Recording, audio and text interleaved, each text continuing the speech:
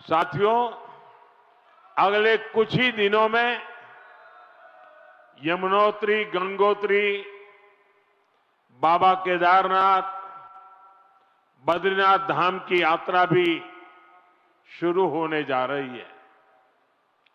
इस पवित्र समय का देश के कोटि कोटि आस्थावान श्रद्धा भाव से इंतजार करते हैं।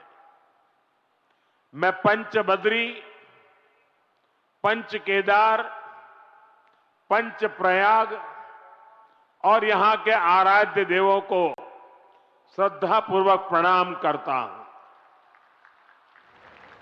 मैं संतला माता को भी नमन करता हूं।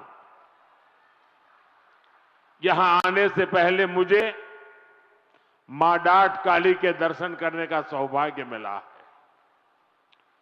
देहरादून शहर पर मां डाट काली की बड़ी कृपा है।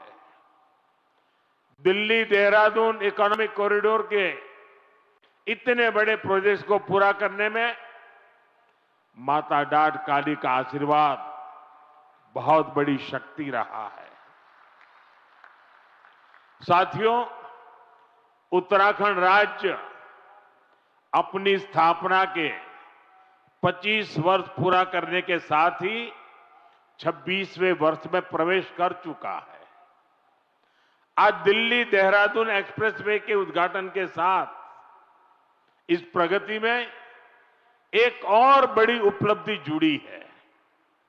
आपको याद होगा, बाबा केदार के दर्शन के बाद मेरे मुंह से अनायास निकला था कि इस शताब्दी का तीसरा दशक उत्तराखंड का दशक होगा।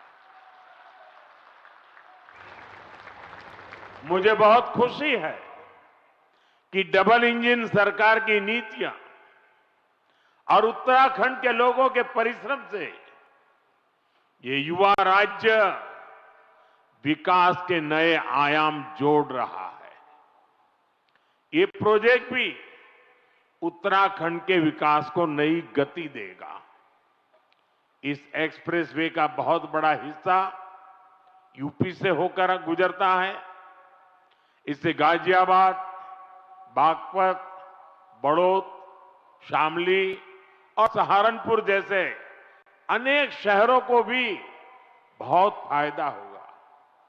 टूरिज्म के लिहाज से यह प्रोजेक्ट बहुत अहम है। मैं पूरे देश को इस प्रोजेक्ट की बहुत बहुत बधाई देता हूं। साथियों, आज डॉक्टर बाबा साहब आंबेडकर की जयंती भी है। मैं बाबा साहब को कोटि कोटि देशवासियों की ओर से श्रद्धांजलि अर्पित करता हूं। बीते दशक में हमारी सरकार ने जो नीतियां बनाई, जो निर्णय लिए, वो संविधान की गरिमा को पुनः स्थापित करने वाले रहे हैं। आर्टिकल 370 हटने के बाद आज पूरे देश में भारत का संविधान लागू है।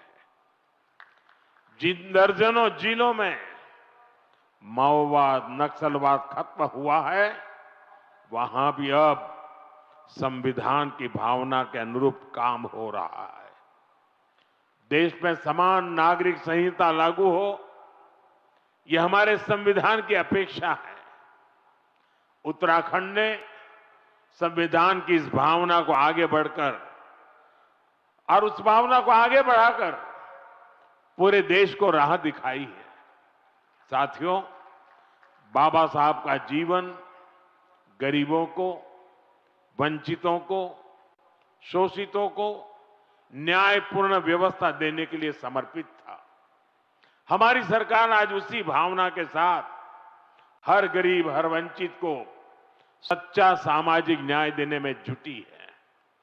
और सामाजिक न्याय का एक बहुत बड़ा माध्यम देश का संतुलित विकास है। सबको सुविधा है, सबकी समृद्धि है। इसलिए ही बाबा साहब आधुनिक इंफ्रास्ट्रक्चर की, औद्योगिकरण की, भरपूर वकालत करते थे। साथियों, भविष्य की दशा और दिशा क्या होगी, अक्सर लोग इसके लिए हाथ की रेखाओं को देखते हैं, दिखाते हैं। जो भविष्यवेत्ता होते हैं ना, वो हस्तरेखाएं देखते हैं और हर व्यक्ति के भविष्य के विषय में बताते हैं। मैं इस विज्ञान को तो नहीं जानता हूं, लेकिन कहते हैं कि ये भी एक शास्त्र है। अब ये तो हो गई व्यक्ति के भाग्य की, जो उसके हाथ में रेखाएं हैं उसकी बात। लेकिन मैं अगर इसी संदर्भ को राष्ट्र जीवन से जोड़ करके देखूं, तो राष्ट्र की भाग्य रेखाएं कौन सी होती है? राष्ट्र की भाग्य रेखाएं ये हमारी सड़कें होती हैं, हमारे हाईवे होते हैं, हमारे एक्सप्रेस वे होते हैं, एयरवे, रेलवे, वाटरवे, ये हमारे राष्ट्र की भाग्य रेखाएं होती है। और बीते एक दशक से हमारा देश विकसित भारत बनाने के लिए विकास की ऐसी ही भाग्य रेखाओं के निर्माण में जुटा हुआ है। ये विकास की भाग्य रेखाएं सिर्फ आज की सुविधाएं नहीं है, ये आने वाली पीढ़ियों की समृद्धि की गारंटी है। और ये मोदी की भी गारंटी है। बीते दशक से हमारी सरकार राष्ट्र की इन विकास रेखाओं पर अभूतपूर्व निवेश कर रही है। मैं आपको एक आंकड़ा देता हूं। अभी नितिन जी ने बहुत सारे आंकड़े सिर्फ उत्तराखंड से संबंधित बताए आपको। देखिए, साल 2014 तक ऐसे इंफ्रास्ट्रक्चर के लिए साल में पूरे देश में 2 लाख करोड़ रुपए भी खर्च नहीं होते थे। ये मैं पूरे हिंदुस्तान की बात बताता हूं। 2 लाख करोड़ भी नहीं होते थे। आज ये 6 गुना अधिक 12 लाख करोड़ रुपए से भी ज्यादा हो चुका है।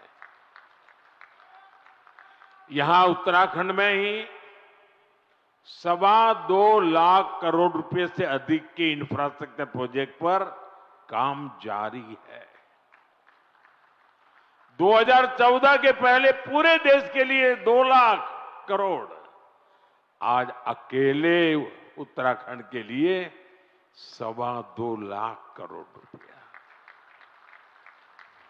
कभी उत्तराखंड के गांव में सड़क के इंतजार में पीढ़ियां बदल जाती थी।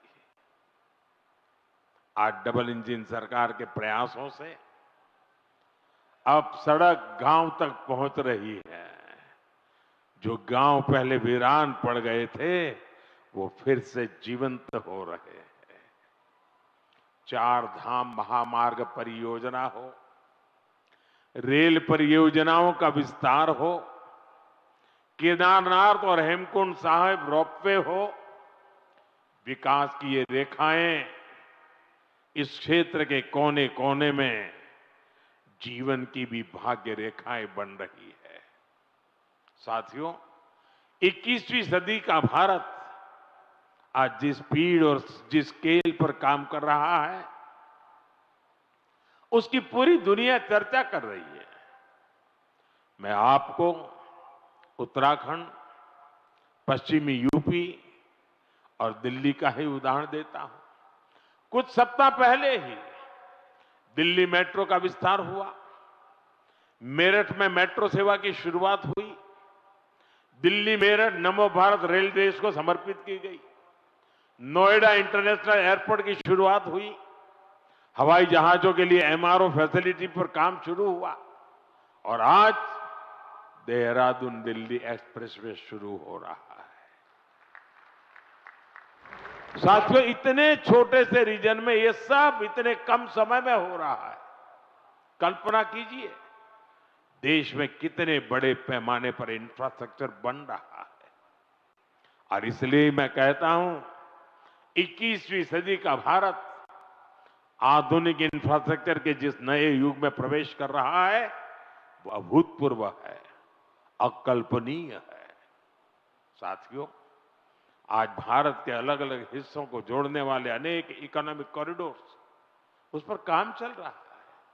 जैसे Delhi Mumbai industrial corridor, Bengaluru Mumbai industrial corridor, east coast economic corridor, Amritsar Kolkata industrial corridor, ऐसे बहुत से इकोनॉमिक कॉरिडोर देश में बनाए जा रहे हैं। इकोनॉमिक कॉरिडोर प्रगति के नए द्वार है।